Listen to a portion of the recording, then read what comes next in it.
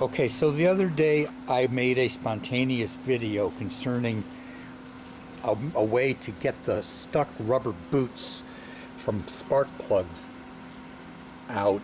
This is on a 2003 Elantra.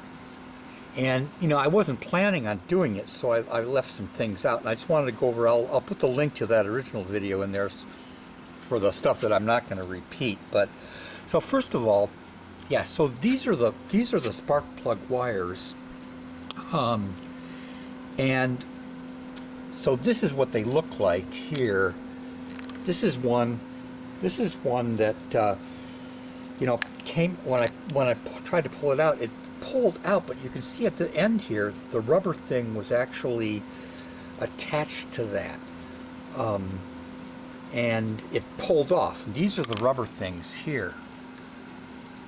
So I'm going to show you what you see when you're looking down inside.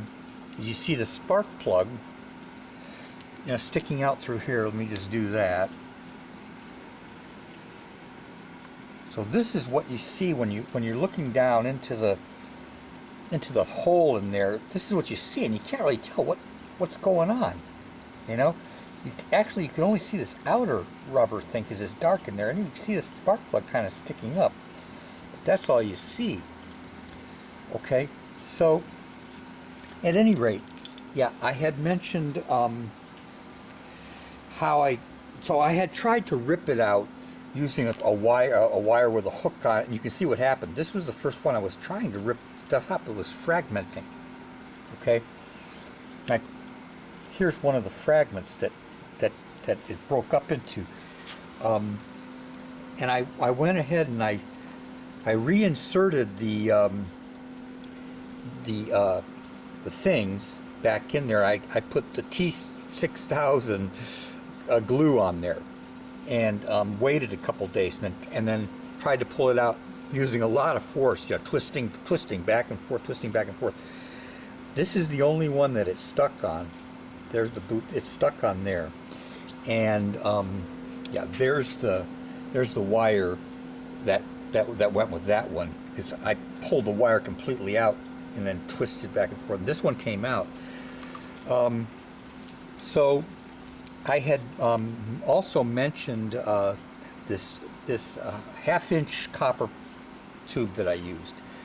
So let me just show you a couple things about that. So first of all, yeah, so I had mentioned how I had put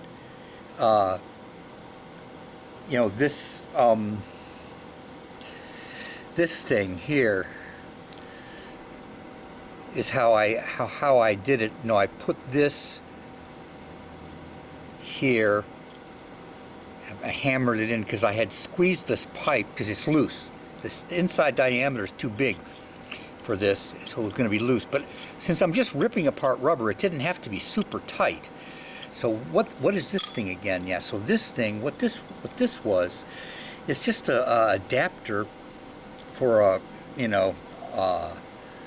drill thing. So like various things that fit in there. I think it's 1/4 inch. So things just fit. It can, you can for your electric drill, you can just stick bits in and out like that. And this thing, I just saw, I probably could have used this to flare out the tubing, but I didn't. Actually, I can't claim credit for that. Probably could have used that.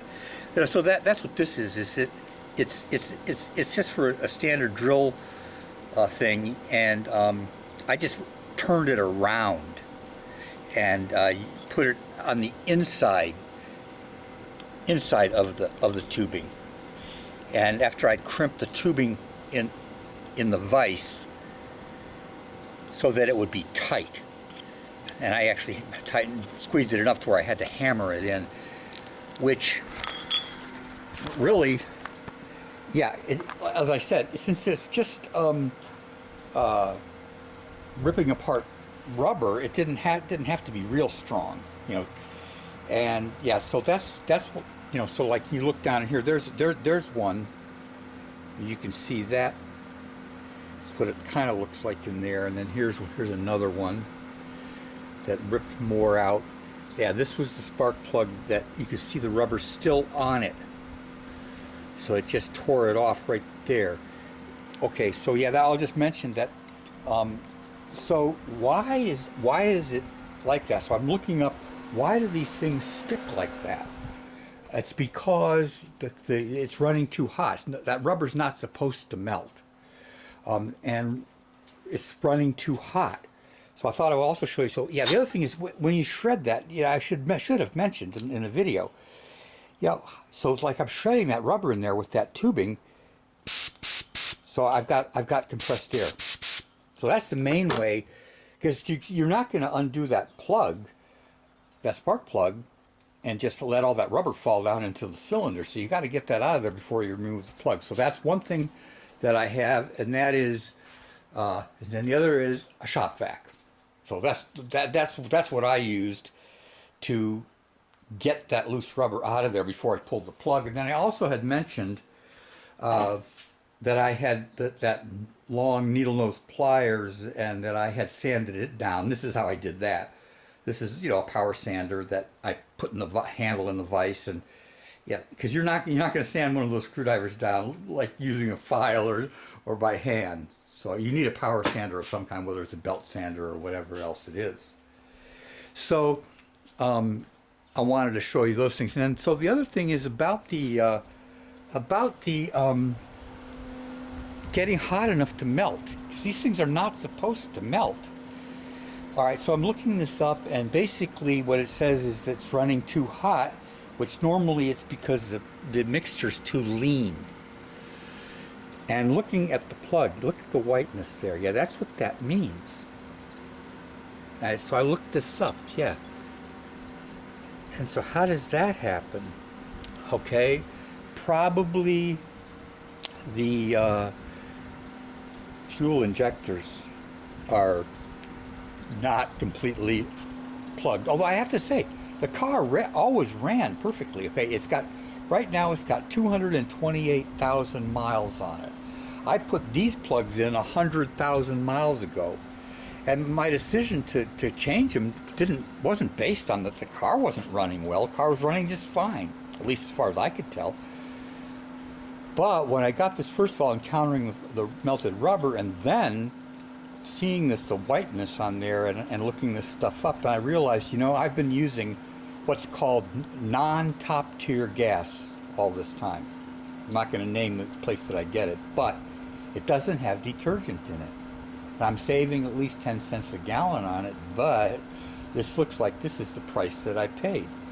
So, because that's what happens is the deposits build up, and it runs the injectors. The problem is in the injectors. So they're probably a little bit clogged, and so it's running lean, getting too hot, and then you get this melting of the wires. So what am I going to do? I'm not trying to endorse anything, but again, I went online, and from what I can read, this is the stuff to use. S1, yeah. And it's got this certain stuff in there, PEA, that they're saying that's what's so important to have.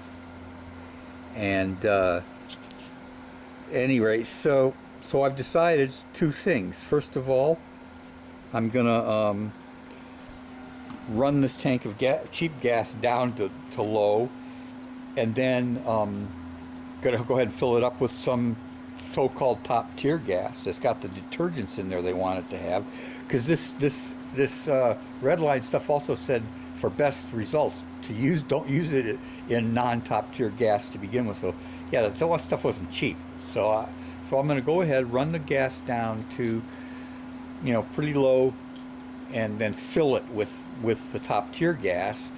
Then by the directions, then you have to run it down again low, then add this. So I'll have to wait a while to do that. But that's going to be the plan. And yeah, so I mean, I could just buy new fuel injectors. I could change the fuel injectors if I did it myself for $100. So I'm not that worried about it.